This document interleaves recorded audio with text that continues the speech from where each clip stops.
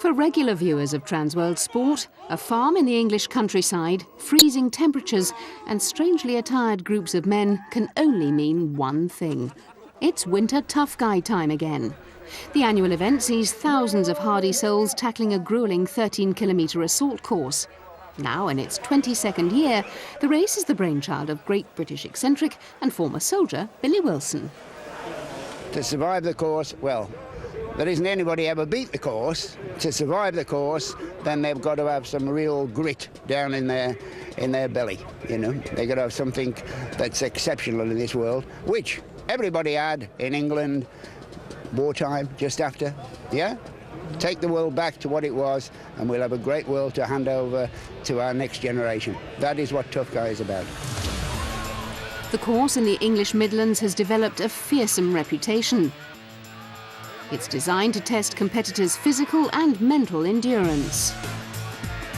Over the 13 kilometres, aspiring tough guys must negotiate ditches filled with icy water, burning bales of hay, 20-metre-long tunnels and an abundance of barbed wire.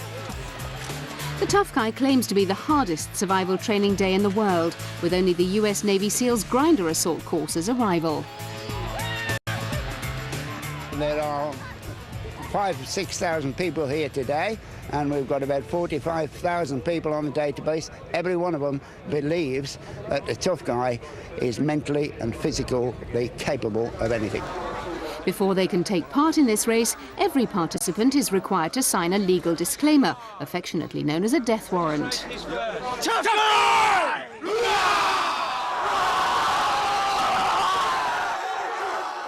It's just the full atmosphere of it, this challenge. It's fantastic. It's mad.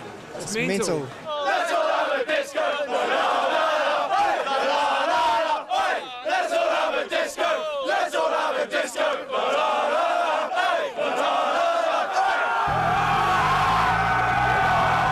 But there's no more singing once they get their first taste of Billy Wilson's brand of homemade medicine.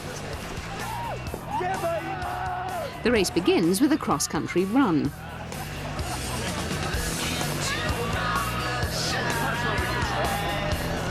A leading group soon emerges, ready to tackle the first of a multitude of treacherous obstacles.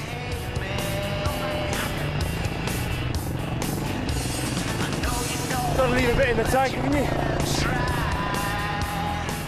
This year's competitors experienced the coldest weather conditions for many years, with temperatures dropping to well below zero.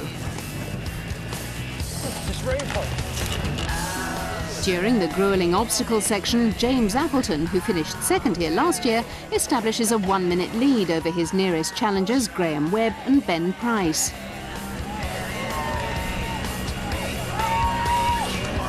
However, Appleton begins to run out of steam by the time he reaches the tunnels. It gives hope to those hot on his heels.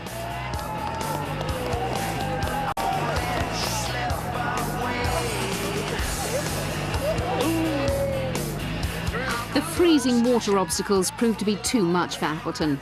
On this section of the course, he not only loses his momentum, but also his sense of direction. With the race approaching its final stages, the hunt for the weary leader intensifies. Leading the charge is competitor number 402, Ben Price. On the penultimate obstacle, a crawl through barbed wire known as the Starlag Escape, Price overtakes Appleton and goes on to claim victory in one of the closest finishes in the race's history.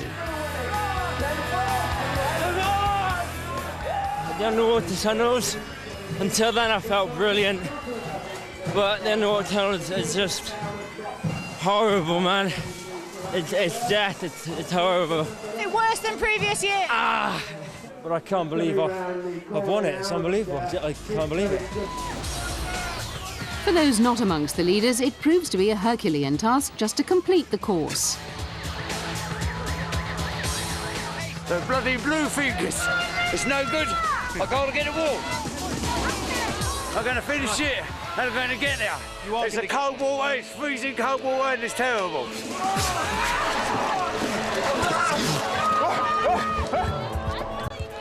Sliding through the sludge and overcoming the daunting obstacles, the majority of tough guys and gals go on to complete the course.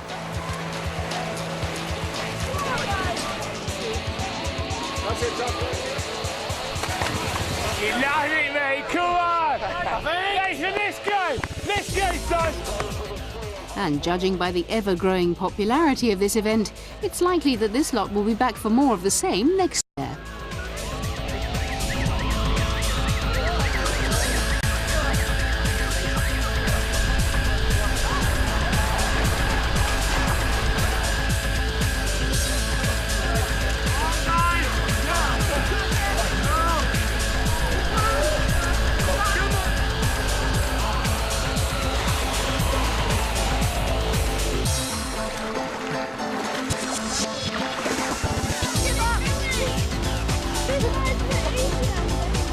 That's just not right.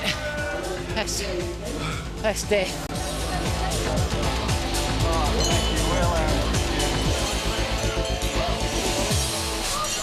Just another dirty office for you then. I got an interview.